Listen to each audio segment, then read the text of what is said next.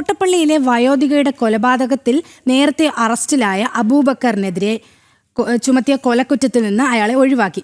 കേസിൽ തൃക്കുന്നപ്പുഴ സ്വദേശികളായ ദമ്പതിമാർ 1ഉം 2ഉം പ്രതികൾ. അബൂബക്കറിനെ കേസിൽ 3ആം പ്രതിയാക്കി അമ്പലപ്പുഴ പോലീസ് കോടതിയിൽ റിപ്പോർട്ട് സമർപ്പിച്ചു.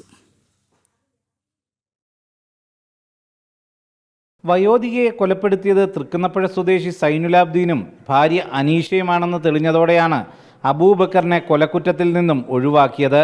കൊലപാതകത്തിൽ പങ്കില്ലെങ്കിലും അബൂബക്കർ കുറ്റം ചെയ്തിട്ടുണ്ടെന്നാണ് പോലീസിന്റെ വിശദീകരണം. അബൂബക്കറിനെ കേസിൽ 3ആം പ്രതിയാക്കി പോലീസ് അമ്പലപ്പുഴ കോടതിയിൽ റിപ്പോർട്ട് സമർപ്പിച്ചു.